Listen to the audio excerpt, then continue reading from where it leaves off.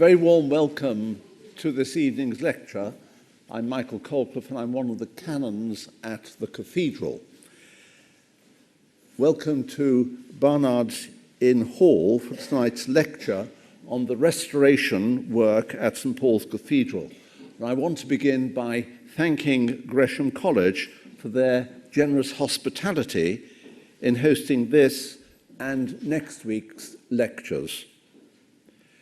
It's very appropriate that Martin Stancliffe, Christopher Wren's successor as Surveyor to the fabric at the Cathedral, should draw our attention to Wren's great masterpiece in this, the 300th year of its completion.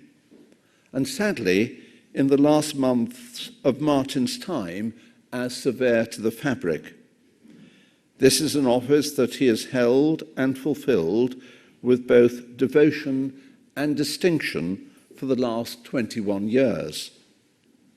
There's probably no one alive today who knows and understands St Paul's Cathedral better than Martin. But there was life before St Paul's. Martin came to us with a proven track record at Christ Church, Oxford and Southwell Minster, as well as of having established a growing reputation with the National Trust and the Landmark Trust. At St Paul's, Martin has shown not only an understanding and cherishing of the past, he has shown the most remarkable imagination, creativity, and innovation, both in enabling our liturgical developments and also in capturing additional space within the building to enrich the experience and enjoyment of the millions of visitors who come to the cathedral each year. And it's not only been front of house work. Martin has unified and established an architectural archive that will be invaluable to his successors, for which I'm sure they will bless him. I've said enough, but far more could be said. Tonight we are fortunate to be here to listen to a man who has won the admiration and respect not only of the chapter of St Paul's Cathedral and its worshippers and visitors, but also his professional peer group and such august bodies as English Heritage, the Cathedral's Fabric Commission for England, and many local authorities, not least the Corporation of the City of London. We're in for a great treat tonight. Martin will bring us, I'm sure, a new understanding of St Paul's, and equally importantly, a new affection for an iconic building of which we are the privileged stewards, a building much loved by Martin and by us. Do please welcome Martin.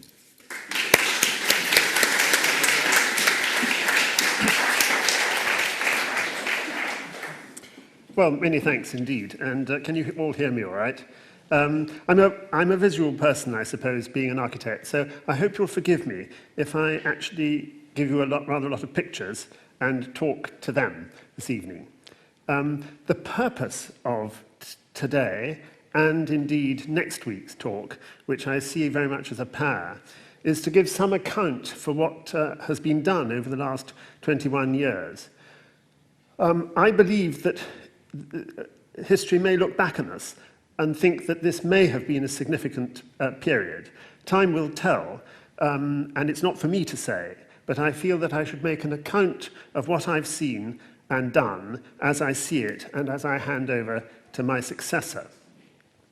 Since Wren, of course, there has been a continuous line of successors.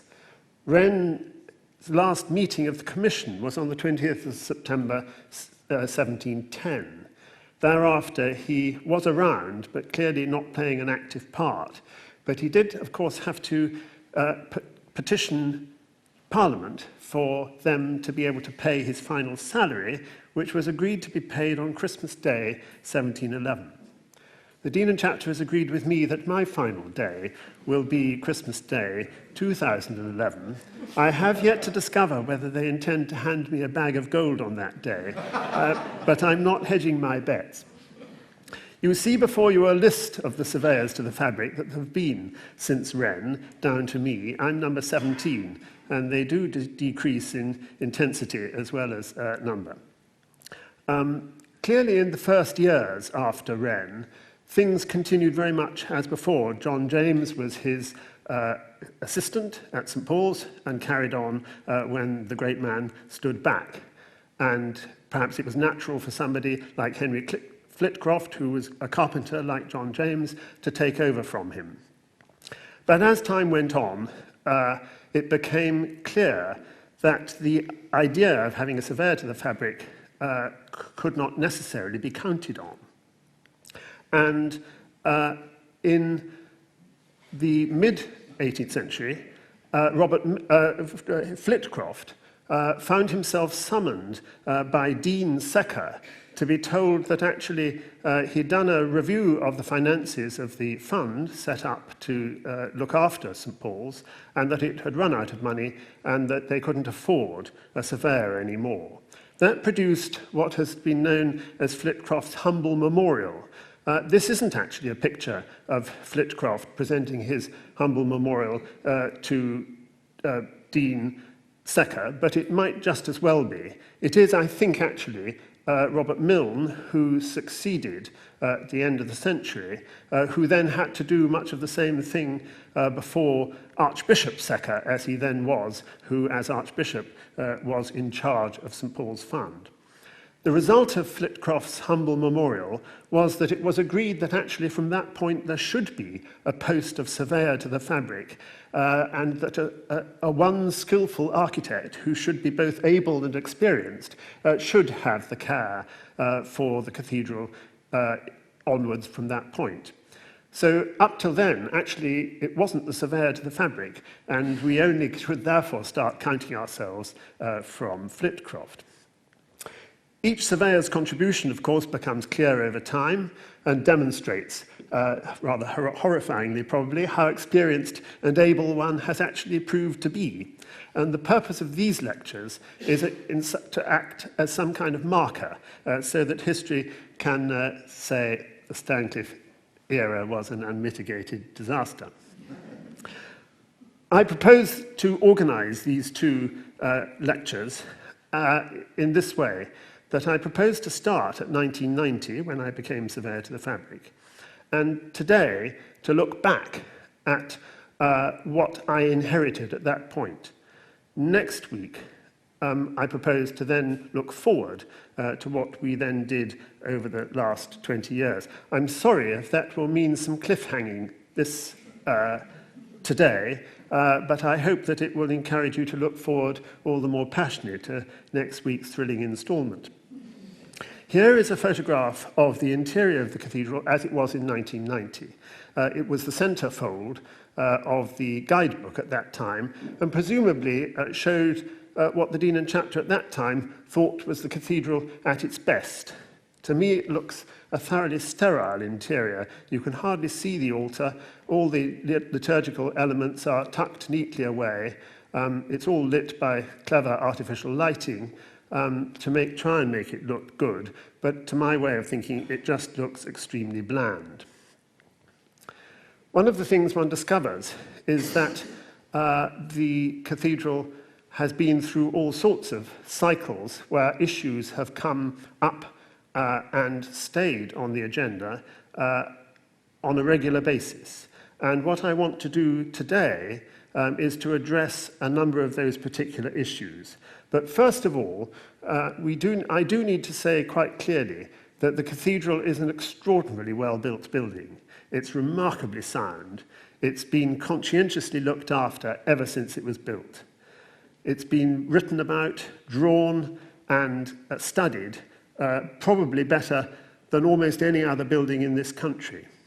I took a few pictures of one of my bookshelves on the top left. That's not got anything like half of the books that the surveyor to the fabric needs to have at his disposal in his ordinary everyday work. bottom left, you see the two really valuable books. One is Poley's great collection of extraordinarily beautiful drawings and accurate drawings produced in the 1920s and published at that time, and still, if you're rich enough, available in second-hand bookshops. But also open on it is perhaps the most useful book of all, the volumes that were published by the Wren Society throughout the 20s and 30s, which publish in slightly abbreviated form the complete building accounts of the cathedral and the minute books. On the left-hand side, you see something of the archive, which Bishop Michael has kindly said I had something to do with setting up, and which does indeed contain the most extraordinary collection of drawings, documents, correspondence, models, reports, which we've now gathered together and call the Fabric Archive. So it's a well-understood building and a well-constructed building, but there are certain recurring issues, and these are what I'm proposing to talk about today. The first is the structural stability of the masonry of the dome. The second is the general picture of the external stonework. The third is this issue of the so-called completion of the cathedral, which I'll explain a little more. Then there are the extraordinary changing patterns of liturgical use that it's undergone over 300 years. Then the cathedral is not just the interior that you see, but there's the great crypt, and at the upper levels there are substantial TRIFORIUM spaces. And then, of course, the cathedral stands in the City of London. So, talking about structural stability, first of all, it's important to remember that even in Wren's lifetime, that the building was showing signs of structural distress as the ground beneath it compacted and cracks occurred under the great weight of the dome. I like this particular drawing, Poley's great cross-sectional study through the dome, because it somehow indicates that the dome, which, if I can remind you, weighs about 44,420 tons, seems to be suspended on nothing. Oh, there isn't a pointer, but you can see that it's not really supported on anything. There are two separate issues here. One is, can the ground support it? And it's worth remembering that Wren didn't know what the dome was going to be like when he actually laid the foundations for it some 20 years earlier. And then, if it could support it, are there any inherent points of structural weakness in the design of the masonry or the dome? This extraordinary and wonderful great isometric drawing, which was drawn at the same time in the 1920s that the building was being so carefully studied, represents a high point in the study of the structure. We can't today go in for a full analysis of all the structural movements noted, but not only did Wren find himself replacing cracked stones under the base of the dome, but Robert Milne, the great engineer, surveyor of the latter half of the 18th century, had the building closed for 2 years to do structural works of a substantial nature. Charles Cockerell, in the first half of the 19th century, again noted and did a certain amount of structural work. F.C. Penrose, who was surveyor from 1852 to the end of the century, again had his eye clearly on various signs of what he considered to be structural movement. Some of that was caused by Wren himself, and I can't resist putting on this particular drawing, which, unless Gordon Higgett is this moment proving me wrong, I believe to be by Wren's own hand. It's interesting, particularly because it comes from two different periods. The black part that is from the period of the initial design of the building, around about 1675, when the foundations were being put in.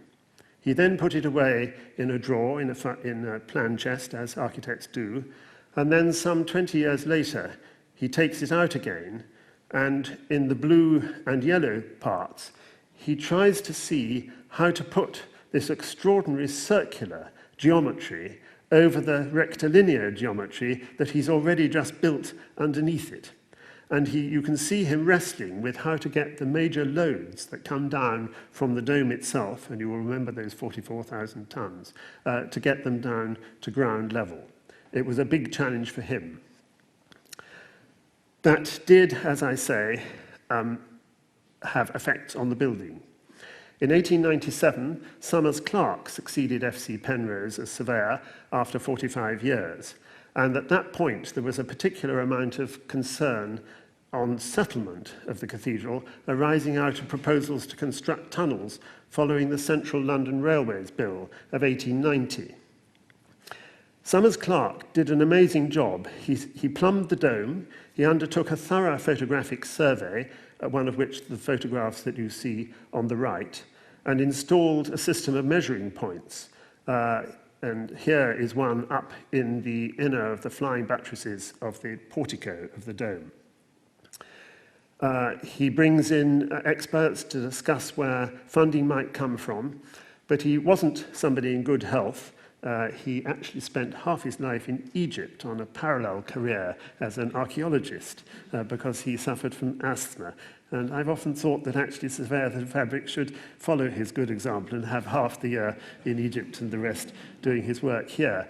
But such was the gravity of the situations that he felt that he was inheriting that he resigned in 1907 in favour of Mervyn Macartney. As I say, this isn't a place for a full account of the works which went on between 1907 and 1930. That would take at least one, if not two lectures, I'm afraid. But I put on this, I don't know whether you can see it really clearly, but it's an excerpt from the great isometric drawing which I showed you a moment ago. And if you can look at where the walls are indicated, for instance, down in this bottom left-hand corner, you can see that although there's stones on the outside, the middle is filled with a kind of porridge of small stones. We now know, from work that we've done within the last 20 years, that porridge is actually archaeological treasure trove because it's all lots of bits of old St. Paul's crunched up by Wren and put in to act as the structural rubble work for his structure. What happens, of course, is that rubble work can settle differentially from the ashlar outer skins, and with the load above it, a greater amount of load goes down the ashlar work than goes down the rubble stone. That certainly was what caused cracking in Wren's time. But in this period, there was a scare that actually St. Paul's was a sham building in the sense that the rubble might be just kind of like Aero chocolate, not really doing its stuff. And that scare was undoubtedly fanned by Sir Francis Fox, by then an old and distinguished engineer who had, I'm afraid, a bee in his bonnet about rubble work. The result of all that was that there was a great deal of pressure to grout those piers under the dome. And grouting was begun during that period, and as the grout failed to enter, the pressure was put up and up and up, and you can see the chap in the middle has his hand on a pressure gauge so as to make quite sure that grout was actually getting into the building. I don't actually believe myself that actually it could take very much, but it clearly could take some. But a great deal of damage, I'm afraid, was caused by grout bursting out in all sorts of places, running down the face of the stonework, which then had to be replaced. As I say, this is not the place for a full survey of that. I'm just wanting to make the point that there are structural issues which went on being issues throughout history. Here is a model that was constructed at that time of one of the piers that support the dome. There are 8 of these. They didn't quite know in the about 1910 quite how the loads from the dome were taken to ground level. This beautiful model was made, and I've given you two photographs of it. One because it was published at the time on the left, and the other is because it's an extremely beautiful model in its own right and is now in our fabric archive, waiting to go on exhibition display. There was also a great deal of work done on how the structure actually worked.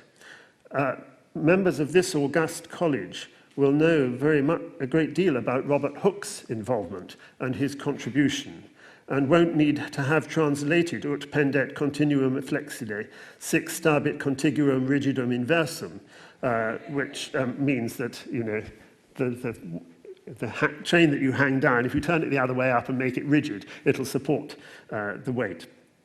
But these are studies done at the time with chains to show where the lines of settlement, if you apply a catenary pattern against the dome, where they run to.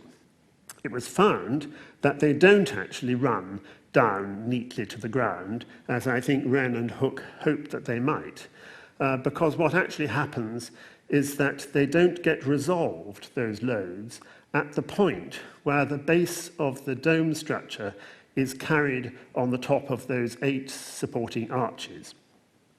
Here's a drawing from the time of what was proposed to do to address the issues. And this was triggered by a strange turn of events, that the committees that were looking at and checking the work that was being developed and then instigated within the building couldn't agree with one another. And that disagreement between committees extended over a considerable period of time. And it was what I believe to be the purely chance outside event of a piece of stone, probably a piece of carving, falling from a boss on the nave roof in December 1924, that galvanized a nervy city council to issue a dangerous structures notice, which they, knowing ecclesiastical timing, chose, of course, Christmas Eve to serve it on the Dean and Chapter. It's nothing new these days.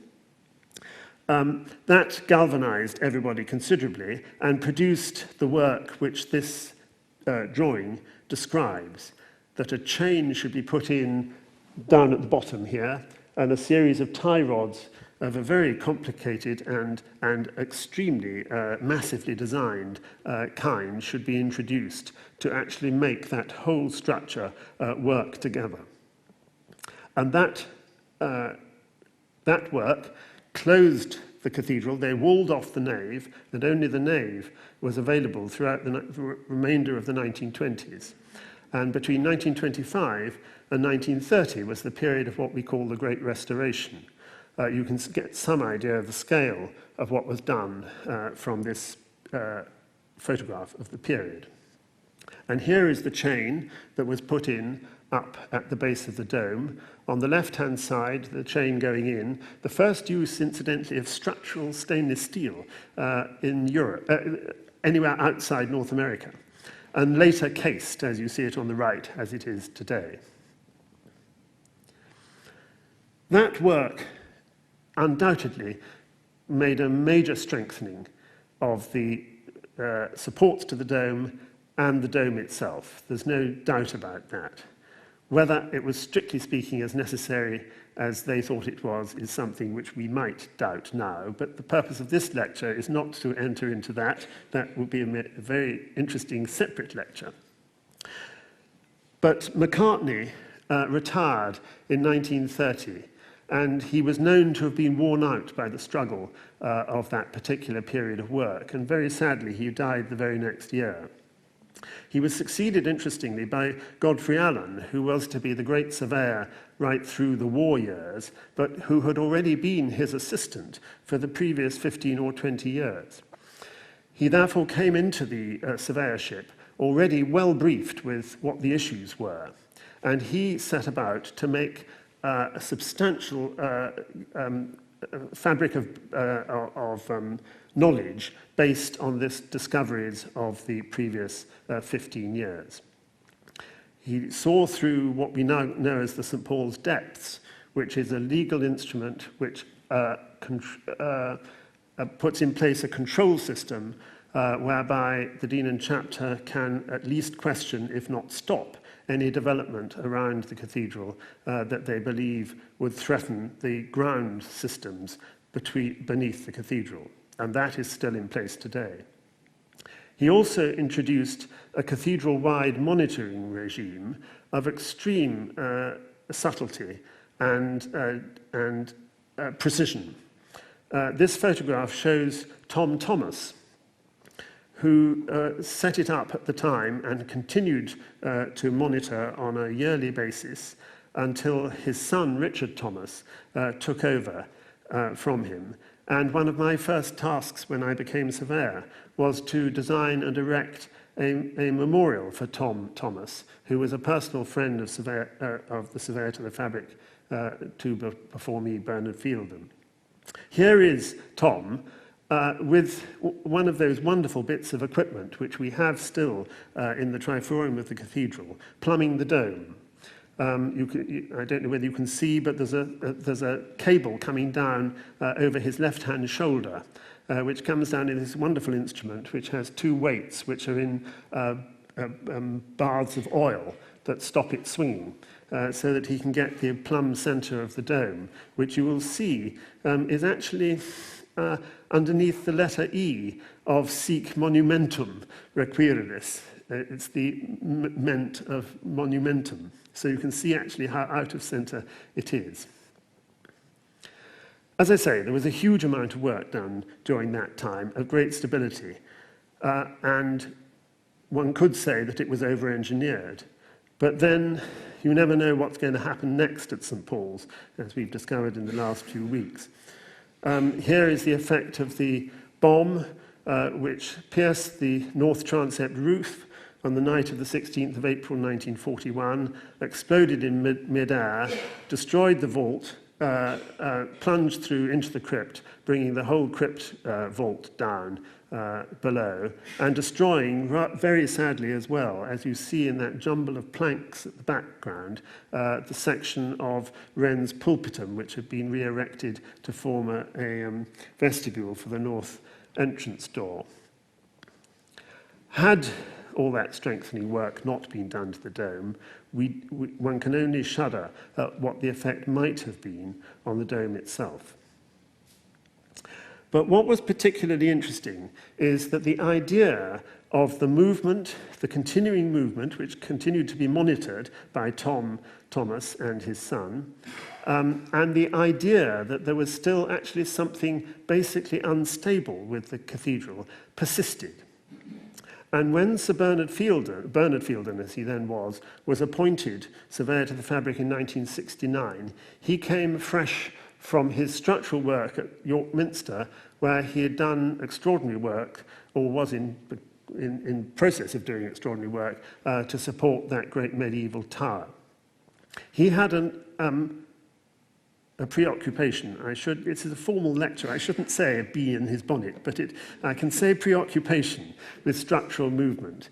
And when he met me, because he was still alive when I became surveyor, he said, "You know, Martin, you never want to trust structural engineers. You as an architect, and I as an architect, we know how the structures work.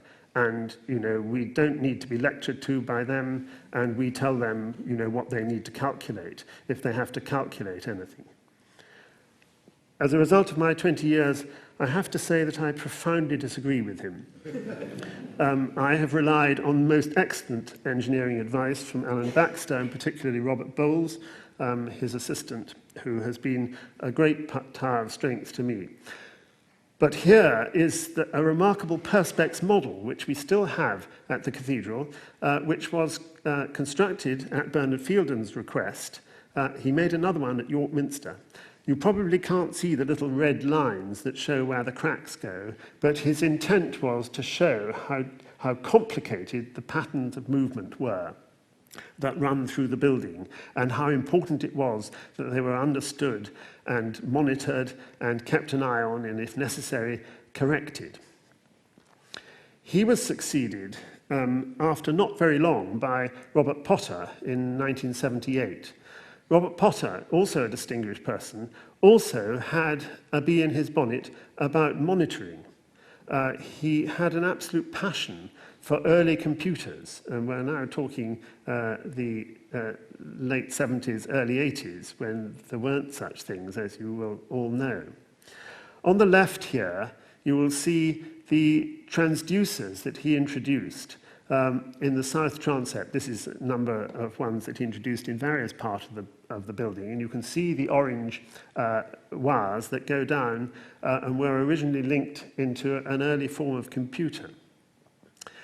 On the right-hand side, you can see a series of weights which balance stainless steel wires, which actually measure on a minute-by-minute basis the distance apart of the two west towers. And at the bottom, you can see the little computer that they were wired up to. When I took over in 1990, those computers had, of course, long since broken down.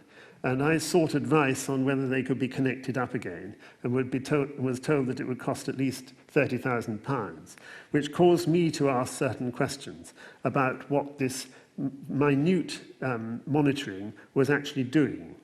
What he was doing, what Robert Potter was doing, was mapping in this series of contour lines, which I think are a millimetre apart from one another, the depression of the ground underneath the cathedral. I don't know whether you can read it clearly enough, but there are a whole series of these done over different times of the year, which to me very clearly showed that the building just went up and down a very, very small amount, depending on the weather, on the time of year, but otherwise seemed extremely well in place.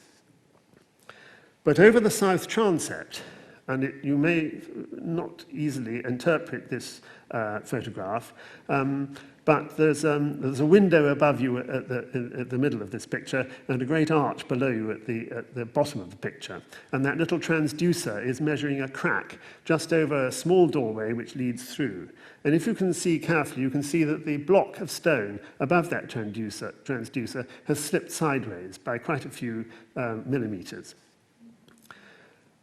And both Robert Potter and Bernard Fielden said to me as they handed over, you will have the pleasure and the interest of doing what neither of us could get around to doing, and that is to resolve the major outstanding problem of the outward movement of the south transept, where the wall is clearly being pushed out southwards.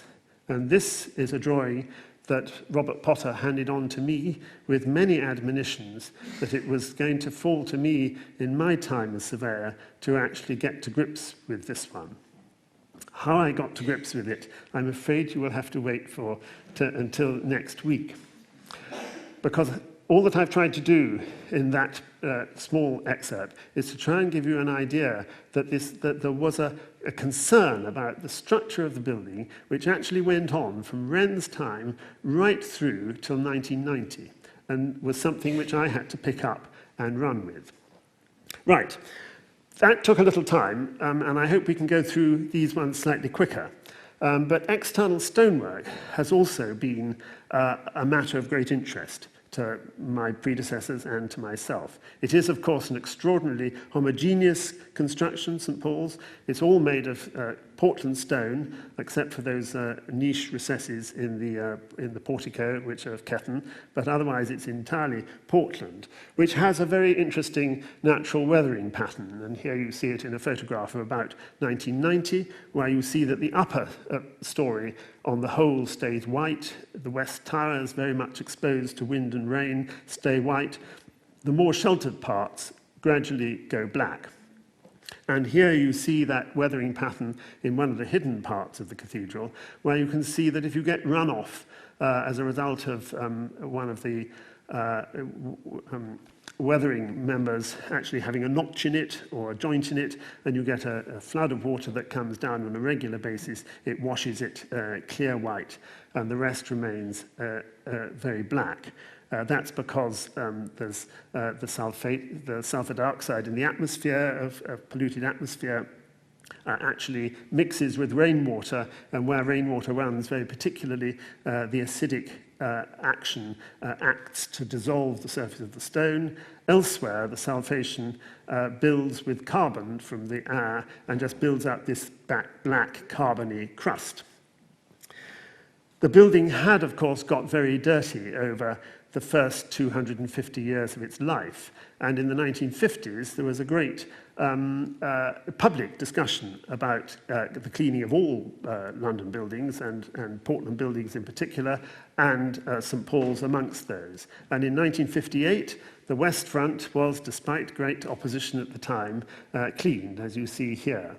And that was considered to be a great success, and between 1962 and 1968, that cleaning was extended to all parts of the cathedral. Only the outer parts of the stonework were cleaned. We have these roof pockets, as you can see here in this view looking down from the southwest tower, which were never cleaned in the 1960s, and which I haven't cleaned now. They act as what I like to think of as some kind of useful scientific control about the decay mechanisms, because there are very interesting decay mechanisms. Here you see on the left-hand side me indicating with my hand the amount by which the stone has eroded back from its original surface, as indicated by the lead which was run in the 1720s, and which now stands about 1.25 inches.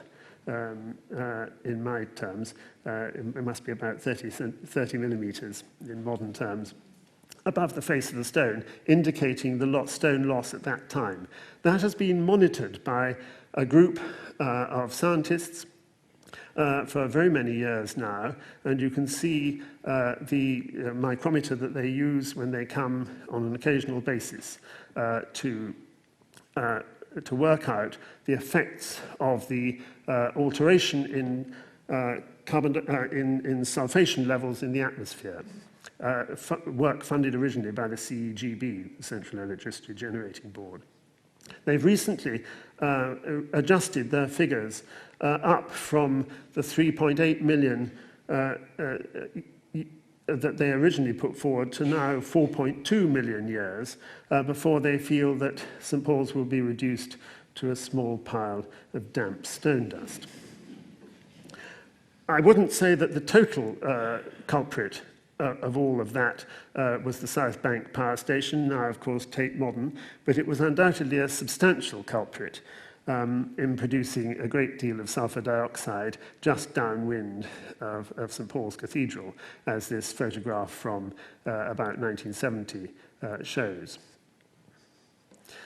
And that has had an erosive effect on the exterior of the cathedral for many, many years. One must remember that St Paul's was, after all, built from the proceeds of coal tax back in the 17th century.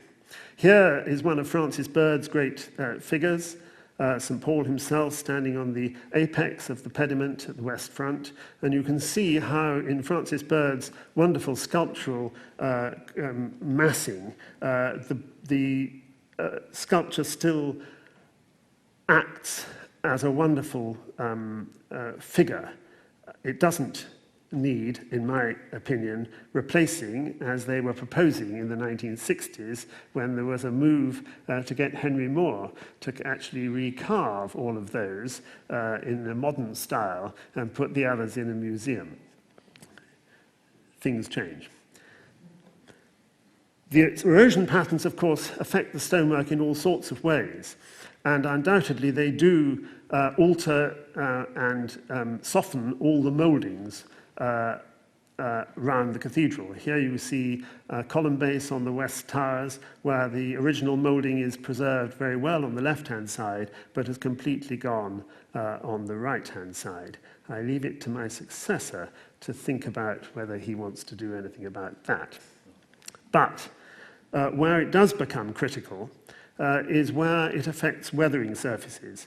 Here are two pediments on the upper part of the cathedral, on the left on the north side of the cathedral, which is relatively sheltered, and on the right, on the south side, where the erosion patterns are greater.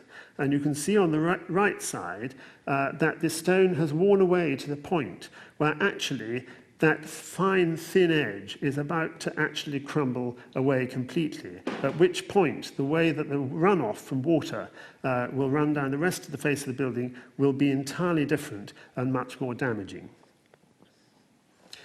And also, you have this little horror story. This is a photograph that I took on my first inspection of the building 21 or so years ago.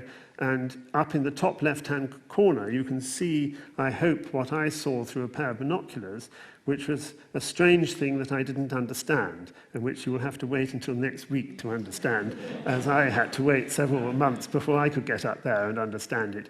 But the answer is, of course, Arn. And here are two more examples of what is a constant source of difficulty and trouble within the stonework, that the Arn, which Wren and his team embedded, despite their better judgment, within the building, run in lead, nevertheless bursts the stonework sooner or later.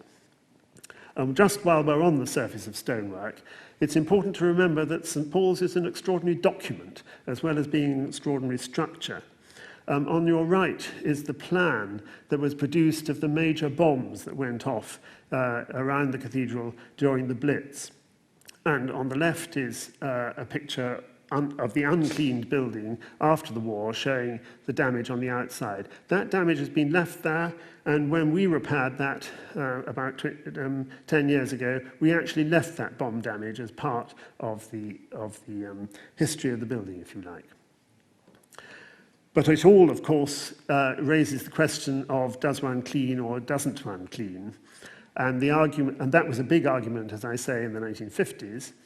Nowadays, probably the argument is not so much as to whether to clean, but how and the method used. And again, you will have to wait for that till next week, because I now want to turn to the interior of the building and the so-called completion.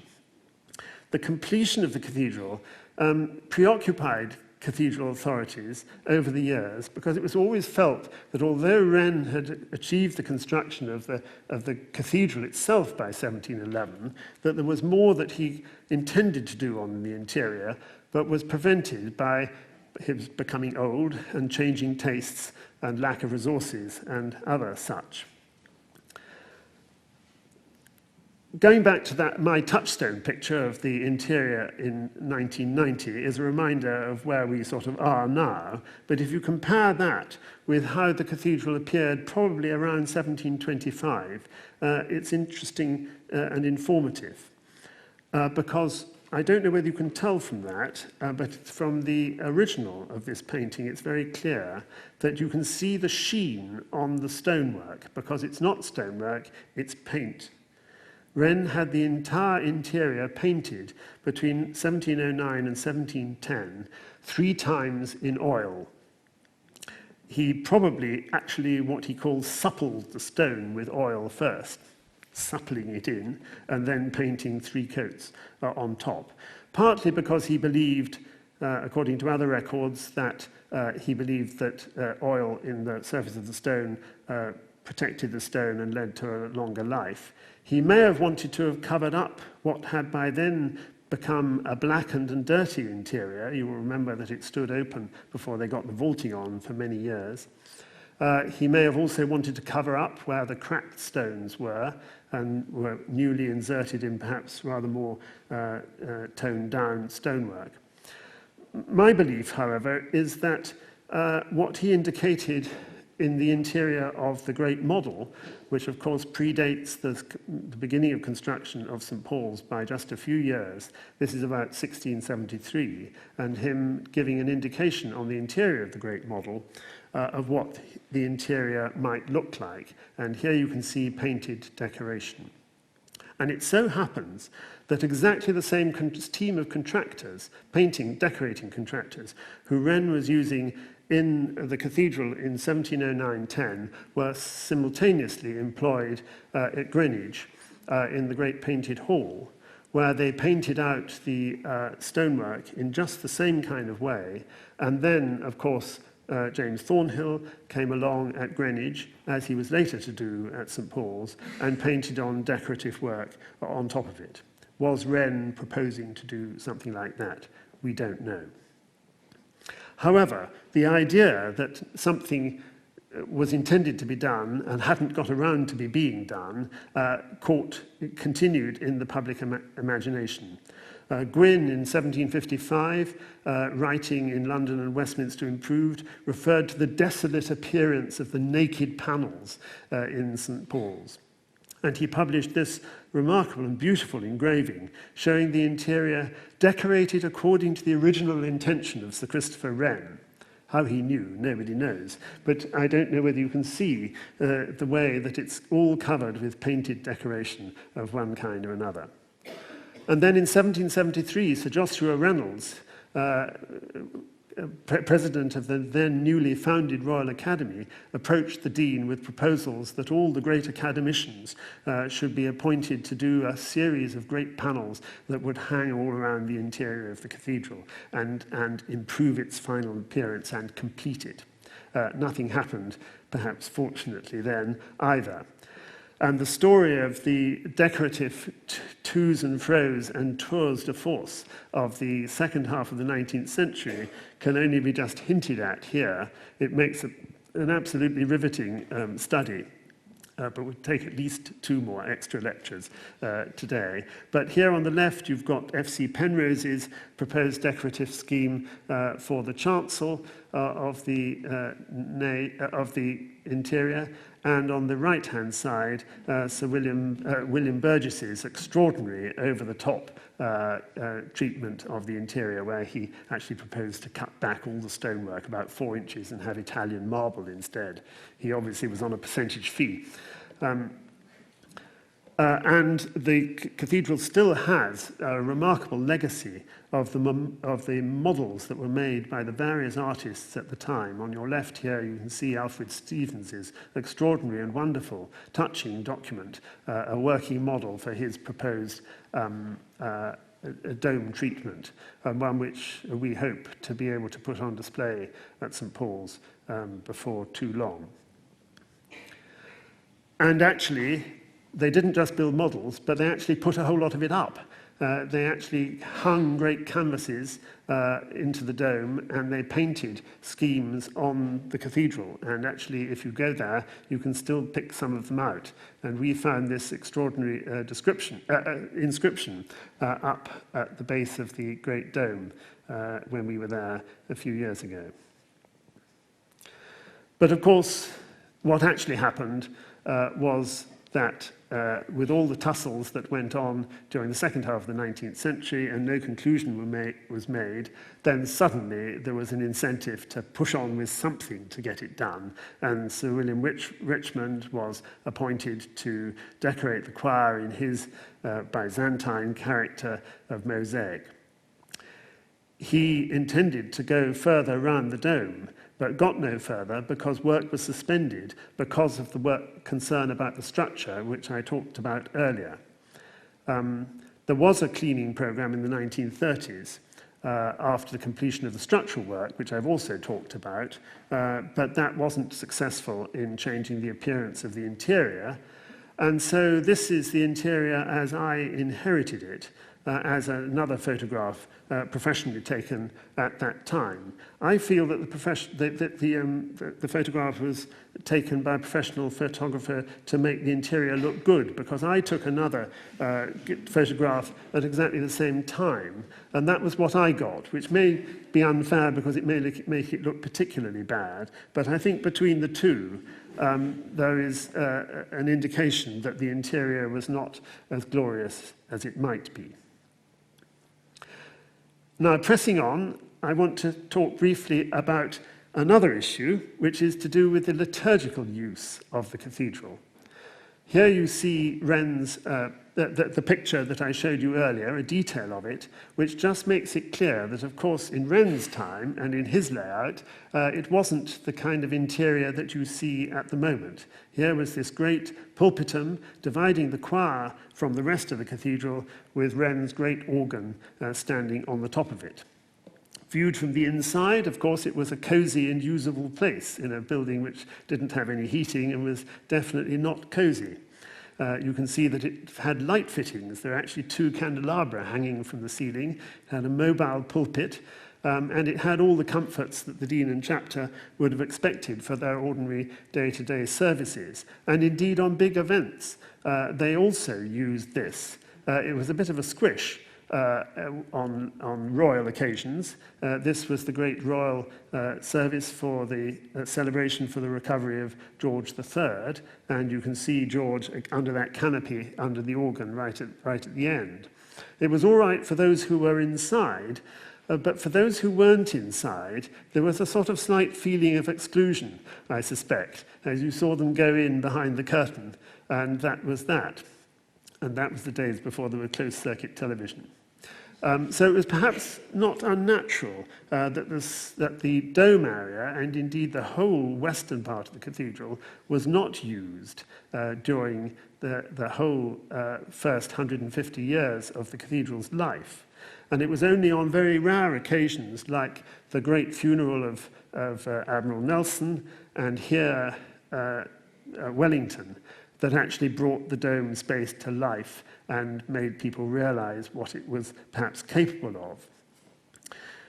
By the second or third decade of the 19th century, adventurous people were beginning to think about what might be done. And here is a very adventurous idea of putting a wonderful great circular choir under the dome, which also seemed to exclude most of the space outside. But it wasn't until the organ was in need of repair and substantial rebuilding in the 1850s and was taken down that ideas really began to take off, because once the organ was out of the way, the dean and chapter were able to see this extraordinary vista which could be perceived right down the length of the church. And once seen, they could only hanker after it. There was considerable objection to it at the time, and this is a very interesting published plan from Micklethwaite and from Summers Clark, his partner. Summers Clark, of course, was going to become Surveyor to the Fabric himself 25 years later. This is 1874, when they were actually proposing a kind of semi-dome altar. And the actual little diagrams that you see at the bottom there, if you can see them, they may be a little bit small, show the angle of vision that you get from the 2 different positions of altar. On the left-hand side, if you bring the altar right forward to the edge of the dome. On the right-hand side, if you rely on an altar which is right back at the east end of the church. However that may be, Penrose, who was surveyor at the time, prepared this beautiful drawing, which we have in the Fabric Archive, of the stalls as designed by Wren, and then did a series of drawings to actually show how they could be moved and adapted in order to meet this desire on behalf of the dean and chapter to open the whole of the cathedral up so that it would become, if you like, an enormous, great Victorian parish church. And that is what was achieved.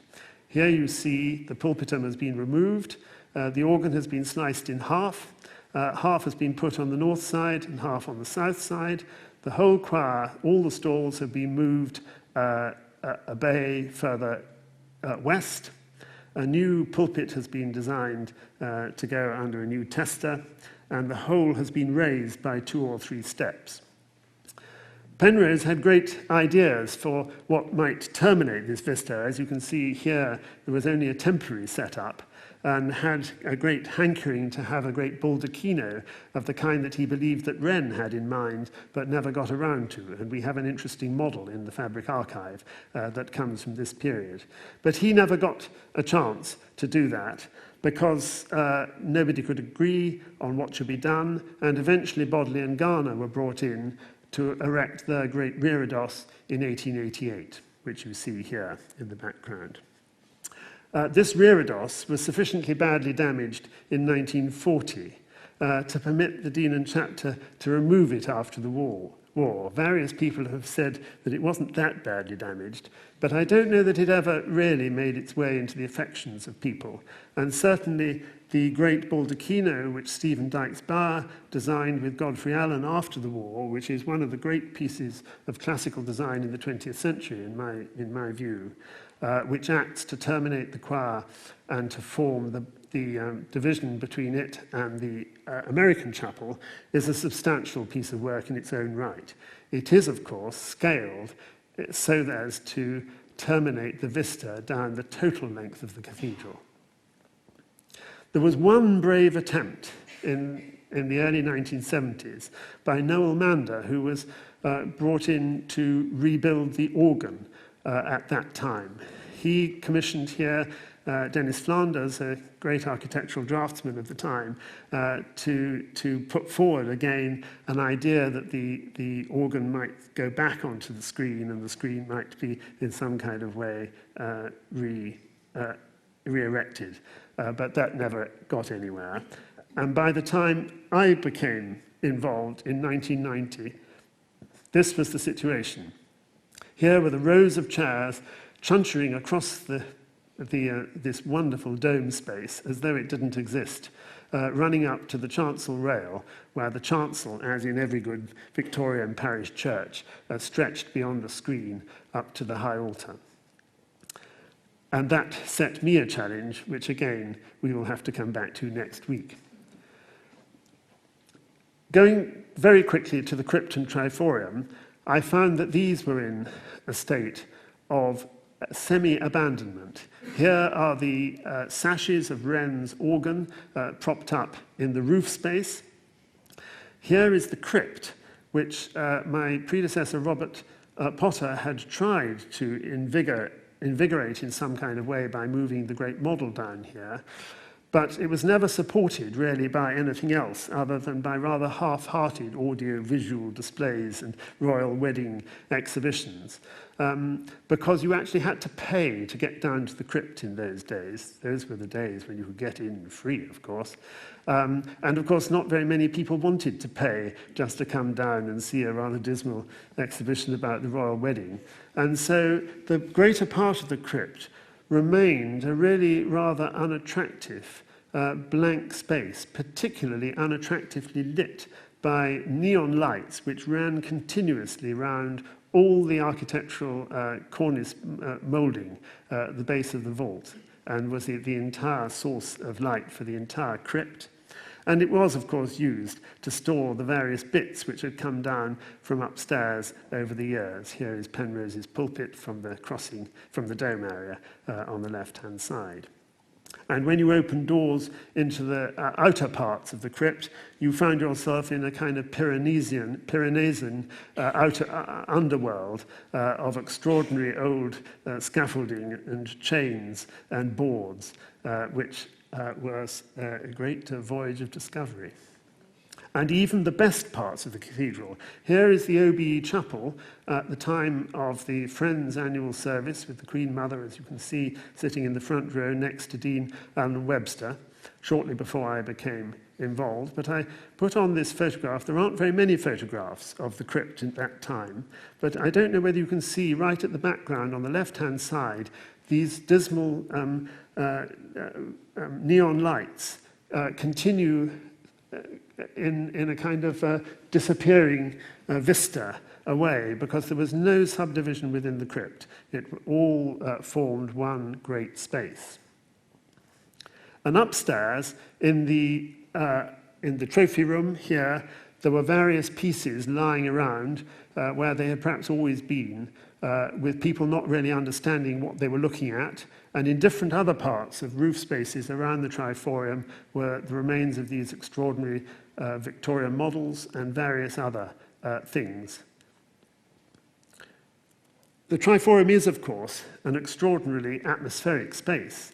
And here, on the left-hand side, are the stones that Penrose collected from his discoveries of old St. Paul's, archaeological elements that he carefully brought up and put up here, which gives an indication of what might one day be able to be possible up there. And if that were possible, then more people than the very few who can get there at the moment could be able to see Wren's extraordinary, wonderful and atmospheric library. And in the last 10 seconds that remains to me, I apologize for going on so long, it just is perhaps interesting to just remind ourselves of a few things about the setting. Here you remember Holford's great paternoster scheme with the chapter house cut off at the knees by the fact that Paternoster Square was raised up a flight of stairs. But it's perhaps in the light of recent weeks, it's a bit tantalizing to remind ourselves that Wren produced a rather clear and indeed strong division between the cathedral precinct and the streets outside. The section at the West End, the section of railings at the West End, was removed when the area at the foot of the steps was thrown open to the city in the 1860s for the good of all the inhabitants. St. Paul's, of course, has, since its earliest days, stood proudly above the rooftops of London. Indeed, as you can see in this Canaletto drawing, actually the whole top of the building stood above the roofs of London in those days, leaving the churches also the other perforations of the skyline. In the 1930s, Godfrey Allen realized, largely as a result of the construction of Faraday House, which is the great Portland stone building which, if you stand on Blackfriars Bridge, blocks the view of the cathedral, that unless that was going up in the early 1930s, he realized that unless some substantial action was taken to limit the height of the new construction, these views would be lost for all time. And he worked very hard to work out a system to bring forward almost single-handedly a system for controlling and understanding the effect that increased heights would have on the views of the cathedral. And his code of practice, called the St. Paul's Heights, is still enforced by the Corporation of London today, and very grateful we are for it. This is one of the remarkable photographs that he was able to work up. But following the Blitz, of course, the way was open for Sir William Holford to introduce his ideas about how a city should look and function, and he cheerfully disregarded the St. Paul's Heights Code, and those tall buildings on the north side were way above the St. Paul's Heights. I don't think time ever softened his rather harsh vision, and I think quite few regret its passing now. But we do have to remind ourselves that now many parts of the city are undergoing their reconstruction for the second or even third time since the Blitz. This is the same view, virtually, and I don't know whether you can see on the right-hand side, just to the right-hand side of the Gherkin, you can still see St. Mary le Beau's up the upper section of the steeple, which seems to stand so high in the picture on the left-hand side. But just as an indication of the future, which we're going to deal with next week, here is a view from the Dome of St. Paul's, which show the developments which have actually been approved at the moment. And the pinnacle, the helter-skelter in the middle, is going up even as I speak. The black line in the foreground, of course, designates where Jean Nouvel's #1 New Change has already gone up. And with that forward-looking slide, I look forward to next week when I'll talk about what we've done at the cathedral over the past 21 years. Thank you.